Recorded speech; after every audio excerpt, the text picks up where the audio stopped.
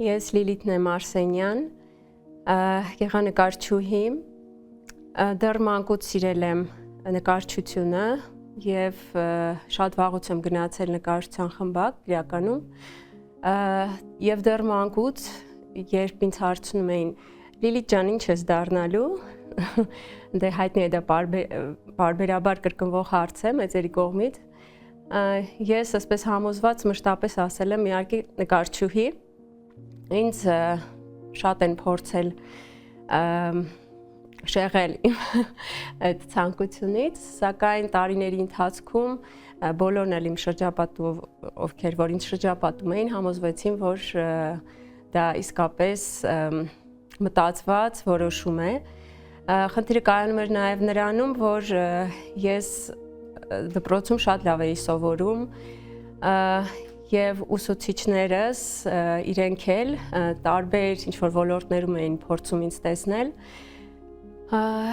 սակայն ես միևնույն է հավատարիմ մնացի իմ որոշմանը եւ ընտրեցի հենց նկարչությունը, դեռ վաղ հասակից գնացի նկարչության խմբակ, իհարկե մայրիկս ինձ շատ աջակցեց, հայրիկս ասում էր աղջկանից ինչ նկարչուհի, դա այդքան էլ լավ ապագա չի աղջկա համար, բայց հետագայում ինքն էլ համոզվեց, այսպիսի մի դեպք եղավ, երբ գնում էի ես Մալաթիայի հայորդաց տան նկարչության խմբակը, մի պահ եղավ, երբ այդ ողջ հանդիսավոր արարողությունը բացման պետք է ես անեի, այսինքն կարմիր թելը ես պետք է կտրեի, ներկային նաև ծնողներս եւ այդ պահին, երբ ես կտրում էի կարմիր թելը, իմ կողքին նաև կանգնած էր տնօրենը, մշակույթի ոլորտից ինչ-որ ներկայացուցիչներ եւ երբ մայրս պտտվում է, հորս դեմքին տեսնում է արցունքներ, այդուհետ հայրիկս մշտապես այսպես հավատարիմ ինձ տանում վերում էր նկարչության խմբակ, հրախուսում էր, ինչ-որ ցուցահանդեսների էի ես մշտապես մասնակցում, այդպես ընթացավ իմ վաղ ստեղծագործական ուղին, հետագայում շուրջ 7 տարի ես հաճախեցի Մալաթիայի հայորդաց տան այդ խմբակը, այդտեղ նույնպես ես այդպես գերազանցիկի պես ինձ դրսևորում, այսինքն եթե հարկ էր անել օրեկան 7 ճեպանկար, ես դա նույնիսկ շատ ավելի գերազանցում էի, դա էր գուցե պատճառը, որ նկարչական հմտություններս, կարողություններս շատ ավելի ընդլայնվեցին եւ դա էր գուցե ինչի շնորհիվ ես կարողացա անխոչնդոտ ընդունվել Գեղարվեստի ակադեմիա, ընդունվեցի գեղանկարչության բաժին, շատ եմ շնորհակալ Աստծուն, որ բախտ եմ ունեցել աշակերտել այնպիսի նկարիչների, այնպիսի արվեստագետների, ինչպիսիք են Անատոլի Պապյանը, Էդիկ Վարդանյանը, Գրիգոր Աղասյանը, շատ եմ շնորհակալ իրենց եւ ինձ համար նաեւ մեծ դաս է եղել նրանց հետ շփվելը դասից դուրս, երբ գնում էինք նրանց արվեստանոցները, տեսնում էի թե ինչպես է նրանք խնամում հասարակ մի բան խնամում իրենց վրձինները, ինչպես են աշխատում մի շարք միաժամանակ մի շարք աշխատանքների վրա, ինչ չափերի, ինչ մասշտաբների կտավների վրա են աշխատում, պես մոտիկից սննում է յուրաքանչյուր դրվող շերտի վրա, հա, գույնի,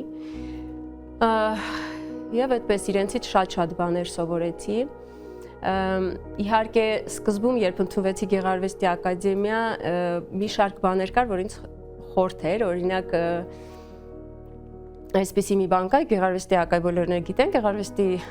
ակադեմիայի գեղանկարչության բաժին ընդունվող յուրաքանչյուր ուսանող տարիների ընթացքում, ինչպես նաև ընդունելության քննությունների ժամանակ պետք է բնորդ մերկ ֆիգուրա նկարի։ Ես մինչ Գեղարվեստի ակադեմիա ընդունվել չէի նկարել, չկար այդպիսի հնարավորություն Մալաթիայի հայորդաց տան խմբակում։ Երբ մտա նախապատրաստական լսարան, շուրջ կես տարի գնացել եմ նաև նախապատրաստական լսարան Գեղարվեստի ակադեմիայի, տեսա մեր ֆիգուրը կանգնած, այսպես վստահ, համարձակ, հա, այդ կինը եւ չկարողացա 1-2 քայլ ավել անեմ, կարկամեցի տեղումս կանգնած մնացի, սակայն հետո երբ շուրջ բոլորս նայեցի, տեսա, որ մյուսները աղջիկ չէ տղա, ազատ այսպես շրջում են, նստած նայում են առանց ամաչելու եւ կարողացա այդ հետ 1-2 քայլ ավել անել ու նստել զբաղեցնել տեղս։ Տարիների ընթացքում իհարկե դա սովորական բան դարձավ ինձ համար եւ իհարկե բարեբախտաբար ես կարողացա ընդունելության քննությունների ժամանակ հաղթահարել այդ բարդ առաջադրանքը, որովհետեւ շատ բարդ է մեր ֆիգուր նկարելը։ Այդպես եւ տարիների ընթացքում Գեղարվեստի ակադեմիայում շուրջ 6 տարի մենք վերջին կուրսն էինք, որ 6 տարի միաժամանակ էր, այսինքն բակալավր, մագիստրատուրա այդ բաժանումը չկար։ 6 տարի շարունակ սովորեցի, պաշտպանեցի գերազանց, այստեղ նույնպես գերազանց եմ սովորել եւ դա էր գուցե պատճառը, որ մի անգամ արվեստաբանության բաժնի ուսանող տղաներից մեկը, երբ արդեն ավարտում էինք, ներս մտավ լսարան, այսպես շրջեց, ասեց, իսկ դու ինչի՞ չես ուզում շարունակել ուսումդ ասպիրանտուրայում, չէ՞ որ այդպես լավ ես սովորում, մշտապես պատրաստ ես բոլոր դասերին։ Ես զարմացած ասեցի, ինչպես թե չէ՞ որ նկարչությունը, հա, որպես այդպիսին, զուտ պրակտիկ տեսանկյունից ասպիրանտուրայում չեմ պատկերացնում իրեն, կա նման բան։ Ինքը ասաց դե չէ, այդպես չէ, արդեն արվեստի պատմություն, տեսություն, հա, նման կատեգորիայի ես պիտի հակվեի արդեն։ Եվ այդպես եկա տուն, մայրիկիս հետ կիսվեցի, մայրիկս էլ ասաց, իսկ ինչու ոչ, գուցե փորձես, կստացվի։ Այդպես որոշեցի մի շարք քննություններ, պետք է հանձնեի արվեստի պատմություն, անգլերեն, բարդ անգլերեն էր իրականում, TOEFL ծրագիրն էր, որը պետք է հանձնեի ամերիկյան համալսարանում, ասեցի լավ, առաջինը հենց այդ քննությունն էր, կհաղթահարեմ այդ քննությունը, կհաղթահարեմ, որովհետև իրականում ժամանակը շատ քիչ էր, 2 ամսում փորձել եմ հասնել այն մակարդակին, ինչը ինձ թույլ տվեց իսկապես հաղթահարել այդ անցողիկ շեմը եւ հավաքել անհրաժեշտ միավորները։ Ու հետո արդեն արվեստի պատմությունը դա իհարկե ինձ ավելի հեշտ տրվեց, որովհետեւ տարիների ընթացքում, ուսումնառության ընթացքում մենք անցել էինք արվեստի պատմություն, ինչպես հայ արվեստի, այնպես էլ ռուս արվեստ, արտասահմանյան արվեստ, շատ ավելի հեշտ տրվեց այդ քննությունը եւ ես ընդունվեցի ասպիրանտուրա։ Ասպիրանտուրայում սովորեցի շուրջ 3 տարի, ապա 2 տարի անց արդեն պաշտպանեցի ատենախոսությունս, թեման գեղանկարիչ Հովհաննես Զարդարյանի արվեստներ, ստեղծագործություններ եւ հետագայում նաեւ իմ գիտական ղեկավարը առաջարկ արեց այն հրատարակել արդեն գրքի տեսքով, որպեսզի չմնա սոսկ ատենախոսություն, հա, գրադարաններում, այլ հրատարակվի արդեն գրքի տեսքով։ Այդպես էլ արեցի եւ 2016 թվականին արդեն լույս տեսավ իմ հեղինակած Հովհաննես Զարդարյան այդպես մենագրությունը, որը ամփոփում է այս գեղանկարչի ողջ ստեղծագործական ուղին, հա, քանի որ մինչ այդ կային իհարկե աշխատություններ, սակայն դրանք մասամբ էին անդրադարձեր կատարում նրա արվեստին։ Ես որոշեցի այդպես համապարփակ ամբողջական մի ուսումնասիրություն անցկացնել, իհարկե դրանում մեծապես ինձ օգնեցին Հովհաննես Զարդարյան նկարչի դուստրը, թորնուհին, նրանց խորապես շնորհակալ եմ։ Նրանք շատ տվյալներ ինձ հաղորդեցին, հավաքագրեցինք բազմաթիվ տեղեկություններ նրա արվեստի շուրջ 434 անուն ստեղծագործություն այդպես հավաքվեց, բավականին շատ ճշգրտումներ տեղի ունեցան եւ այդպես հետագայում ես արդեն ընդունվեցի ճարտարապետաշինարարական եւ համալսարան եւ պոլիտեխնիկ եւ զուգահեռաբար պես համատեղությամբ աշխատում եմ այդ երկու համալսարաններում, դաս եմ տալիս գծանկար եւ գունանկար։ Փորձում եմ տարիների ընթացքում կուտակած իմ գիտելիքները փոխանցել սերնդեսերունդ։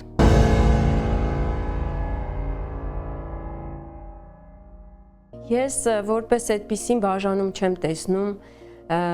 ժանրերի միջև, որովհետև կարծում եմ նկարիչը ինքը պետք է ստեղծագործի բոլոր ժանրերում։ Իհարկե նկարիչ կոչվածը մի քիչ հարաբերական այսպես հասկացողություն է, որովհետև մարդ կարող է նկարել, իմանալ, այսինքն տիրապետել բոլոր այդ կարողություններին, հմտություններին մասնագիտական, բայց որպես այդպիսին նկարիչ չկոչվել, հա? Այսինքն որպես այդպիսին արվեստագետը պետք է անհրաժեշտ է, որպեսզի ունենա այդ բազան, այդ հենքը, հա? Սակայն դա չի նշանակում, որ նկարել իմանալով նա արդեն իսկ նկարիչ է, ոչ նկարիչ կոչման համար շատ ու շատ ավել հա կոմպոնենտներ են հարկավոր եւ կարծում եմ, որպես այդպիսին արվեստագետի համար պետք է տարբերակում չլինի ժանրերի միջև ու արվեստագետն ինքնին պետք է այսպես մտածի եկեք այսօր ստեղծագործեմ հա այս ոճում, այն ոճում, այս ժանրի մեջ, այն ժանրի մեջ նա կարծում եմ պետք է բաց լինի այս ամբողջ դաշտի համար, հա, եւ փորձի ամեն ինչ փորձի ստեղծագործել բոլոր ժանրերում, բայց իհարկե այս ողջ ճանապարհի ընթացքում գտնի իրեն, հա, իր ձեռագիրը, այն ինչ ինքը կարող է տալ եւ միայն ինքը եւ ոչ այլ ուրիշ արվեստագետ, հա, դա միայն իրենն է, այդ կյանքի ուղին ուրիշ ոչ այլ ոք չի ապրում, դա քո աշխարհն է, դրա համար այն ինչ որ դու բերում ես միայն քոն է, ուզես թե չուզես չի կարող կրկնվել մեկ այլ արվեստագետի մոտ։ Դրա համար պետք է կարծում եմ հավատարիմ լինել սեփական էությանը, հա, սեփական հոգու մտքի ներդաշնակության բացահայտմանը։ Ուրեմն կարծում եմ, որ ցանկացած նկարիչ եւ առհասարակ նկարել սկսող յուրաքանչյուր մարդ պետք է սկսի հենց պատկերման իրապաշտական, ռեալիստական մոտեցումից, հա, ինչն օրինաչափ է առավել դասական, ակադեմիական նկարչության կանոններին, կարծում եմ եւ հավատացած եմ ինձ հետ համամիտ են բոլոր արվեստագետները, որ սկիզբը պետք է լինի հենց սա, հա, այսինքն դասական, ակադեմիական նկարչությունը առանց խաղերի, առանց ես այսպես եմ զգում, այնպես եմ զգում այդ ֆրազների, հա։ Հետագայում իհարկե, երբ որ դու արդեն կայացած ես, երբ որ դու հստակ կարող ես նայել, հա, կոնկրետ պատկերման օբյեկտին եւ կարողանալ անսխալ վերարտադրել այն, այդուհետ միայն դու կարող ես դիմել ցանկացած փորձարկումների, որովհետև այդ դեպքում քո արած յուրաքանչյուր խաղը համոզիչ կլինի։ Եվ այդպիսի մի ֆրազ կա, չէ, ասում են կարևոր չէ ինչ ես անում, կարևոր է ինչպես ես անում եւ կարևոր է արդյոք քո այդ արածը համոզիչ կլինի։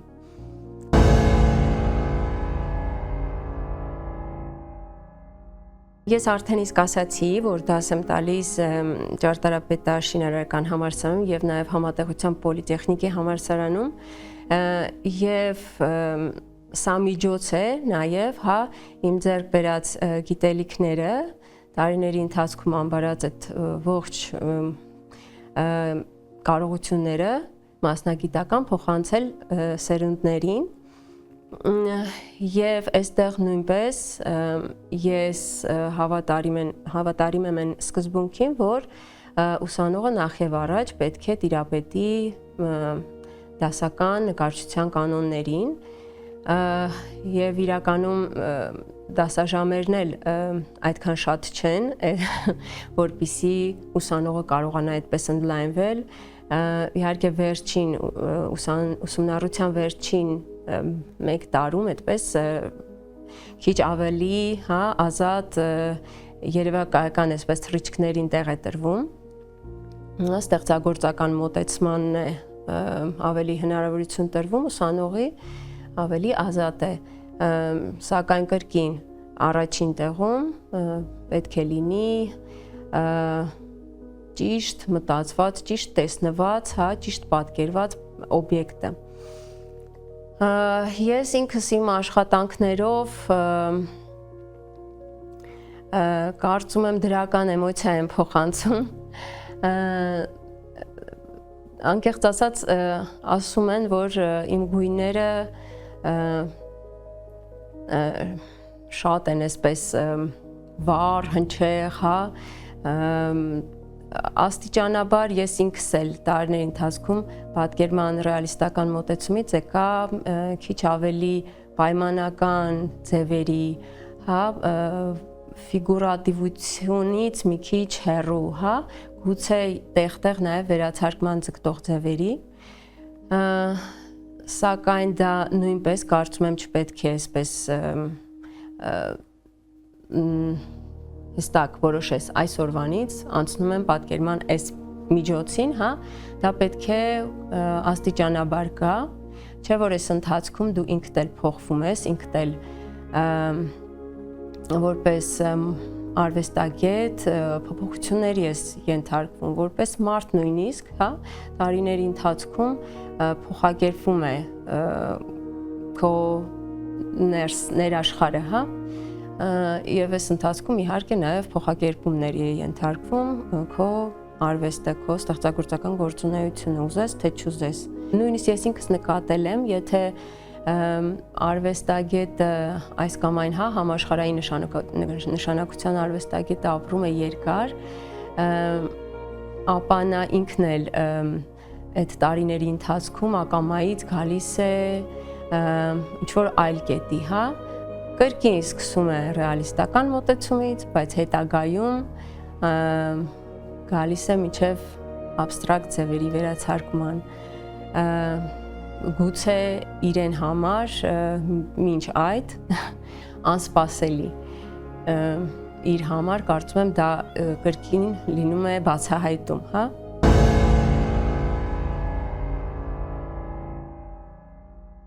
Նկարելու ընթացքում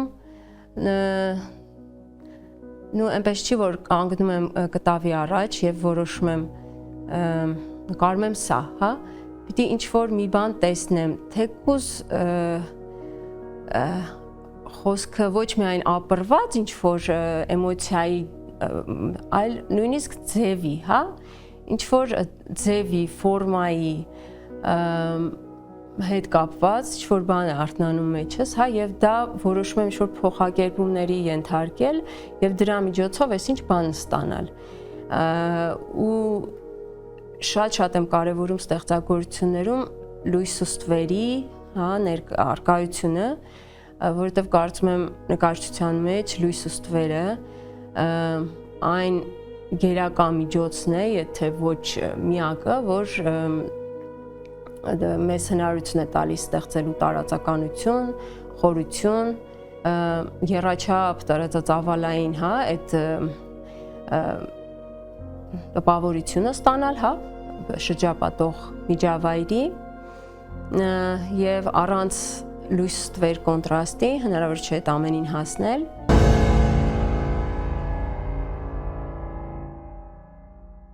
Արվեստի ուժը կարծում եմ արվեստն առհասարակ գոյություն չէր ունենա, եթե չլիներ մարդը։ Մարդու կողմից ինքն իրեն ճանաչելու այդ գերցանկությունն է, գերձգտումն է, նույնիսկ իրեն շրջապատող աշխարհը, հա, եւ այս ամենը արվեստագետն ակամայից անում է իր խողովակով անցկացնելու, հա, մեկ այլ փաթեթավորմամբ դիտողին ներկայացնելու մոտեցմամբ, հա, այսպես օրինակ ուսանողության տարիներին, երբ նստած նկարում էինք, հա, կոնկրետ ինչ-որ ֆիգուրի, երբեք ուսանողներից գոնե երկուսի մոտ չէր լինում նույն պատկերը, նույն կինը, հա, նույն տղամարդը, դրանք ասես տարբեր ֆիգուրներ էին, տարբեր մարդիկ էին, եւ սա գործում է ցանկացած, հա, բան պատկերելու process-ում։ Եվ բացի դա տարիների ընթացքում կան արվեստագետներ, որոնց մոտ իհարկե իմ մոտ նույնպես լինում են պահեր, երբ աշխատանքը այսպես միանգամից, հա, ստացվում է։ Կան դեպքեր, երբ այդ աշխատանքի վրա ես շատ եմ չարչարվում, դրված է լինում սենյակում, գնում եմ գալիս մտածում, 1-2 վրձնահարված կամ հետո մի 5 օր հետո եմ անդրադառնում։ Կուզեի ասել, որ Հովհաննես Զարդարյան նկարիչն ինքը նույնպես մի թեմայի վրա աշխատելիս այսպես ձևավորում էր նկարաշարեր, այսինքն մի աշխատանքի վրա աշխատել, մի թեմայի վրա աշխատելիս զուգահեռաբար կարող էր նրան միտքը տանել տարբեր, հա, հատվածներ եւ ձևավորվեր այլ նկարաշար, ինչպես օրինակ 4 նկարաշար ձևավորվել է մեկ աշխատանքից ոգեշնչվելով, հա, նրա մոտ եւ որպես այդպեսին այսպես ավարտուն կան աշխատանքներ, որոնք այսպես հստակ ավարտուն չեն, դիտվում, նա չէր սիրում դնել վերջակետ, ինձ մոտ էլ զգացել եմ վերջին շրջանում, որ այդպիսի մի տենդենս, այդպիսի միտում կա եւ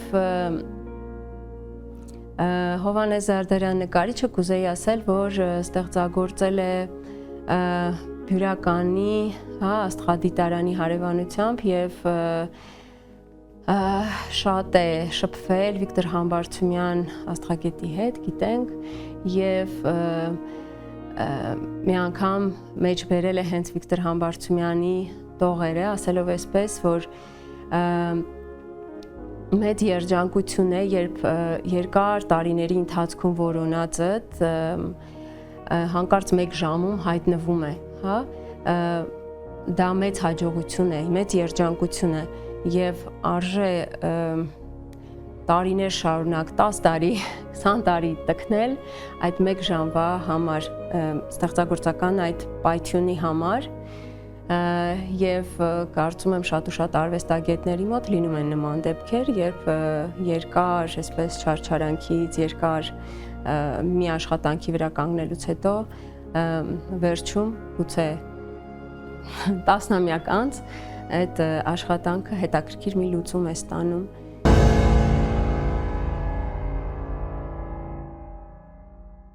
Վերջերս ընթերցում էի մի գիրք, որտեղ բռնացրեցի ինձ այն մտքի վրա, որ ես ինքս ուսանողներիս հենց նման ցուցում եմ տալիս, երբ նստած պատկերում են այս կամ այն, հա, չգիտեմ, երկրաչափական պատկեր է,